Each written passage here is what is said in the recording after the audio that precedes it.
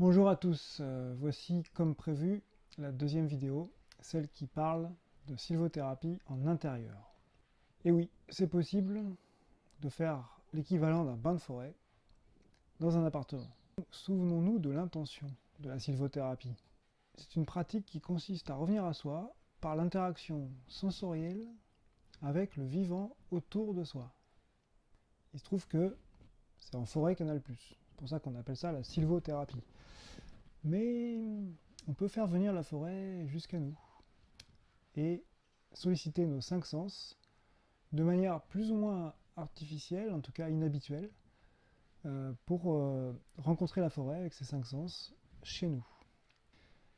J'ai envie de vous proposer de commencer par la vue, à commencer par tout simplement les plantes. Vous avez peut-être des plantes chez vous, et donc je vous propose de porter votre attention sur vos plantes comme si vous les aviez jamais regardées. Prenez le temps, vraiment le temps. En plus, il y a beaucoup de temps maintenant, donc prenez le temps d'observer vos plantes avec la vue, de les rencontrer avec les yeux. La forme des feuilles, les éventuelles taches qu'il peut y avoir. J'admire la composition générale, les couleurs. J'ai la chance d'avoir un arôme là, par exemple, avec de magnifiques rouges, magnifiques jaunes sur les fleurs. La lumière à travers les feuilles par en dessous. Les jeux d'ombre, les textures,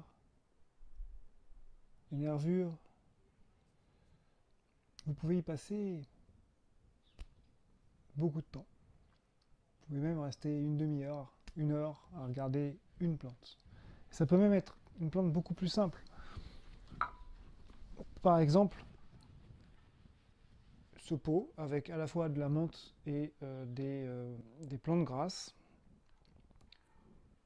qui par chance sont en fleurs, mais c'est pas toujours le cas. Et je peux passer du temps à regarder les différentes harmonies de formes, différentes couleurs de cette plante.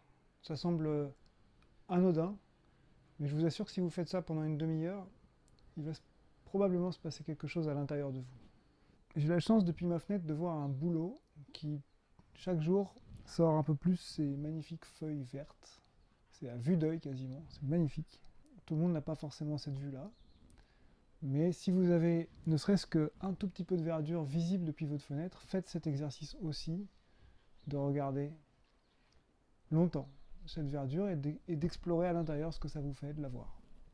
S'il n'y a pas de verdure, peut-être que vous allez juste voir des humains qui se promènent dans la rue, quelques-uns, il y en a encore quelques-uns. J'ai envie de vous dire que nous les humains, nous sommes la forêt.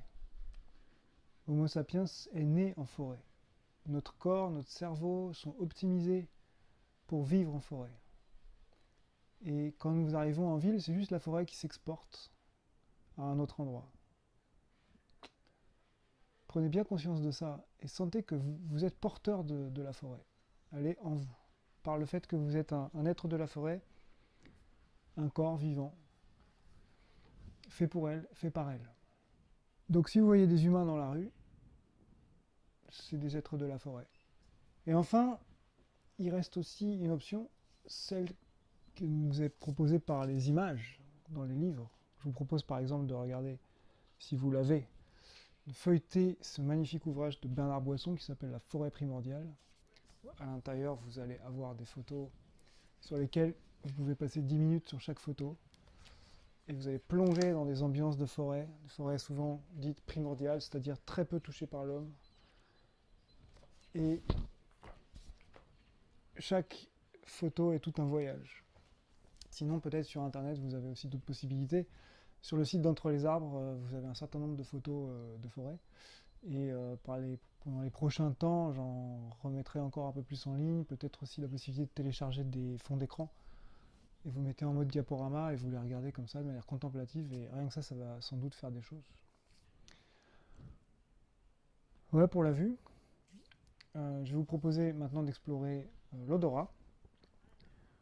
L'odorat peut déjà être rencontré en sentant les plantes que vous avez. Par exemple, typiquement la menthe que je vous ai montré tout à l'heure, Vous pouvez la frotter et puis la respirer. Si vous n'avez pas de plante, et si vous avez un diffuseur d'huile essentielle, alors évidemment c'est trop tard pour aller en acheter un maintenant, je ne pense pas que ce soit un produit de première nécessité, mais si vous en avez un, faites l'expérience, profitez-en, mettez des huiles essentielles, notamment de pin ou de sapin. Là par exemple, moi j'ai une super huile essentielle de sapin de Sibérie. J'en mets juste 5 ou 6 gouttes avec de l'eau. Les gouttes, je ferme, je branche.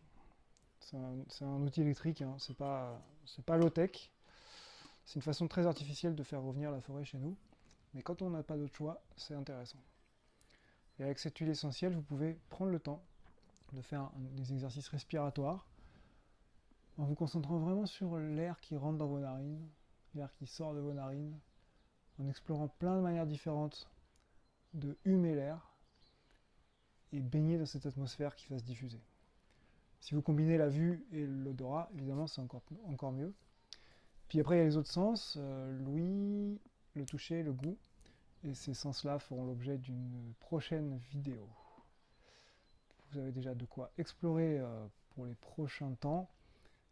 Profitez-en, prenez bien soin de vous, renforcez votre système immunitaire par le renforcement de vous-même, grâce à la psychothérapie, grâce au yoga, grâce à la méditation et toute activité qui va vous permettre de revenir à vous. Et je vous souhaite un excellent confinement et à tout bientôt.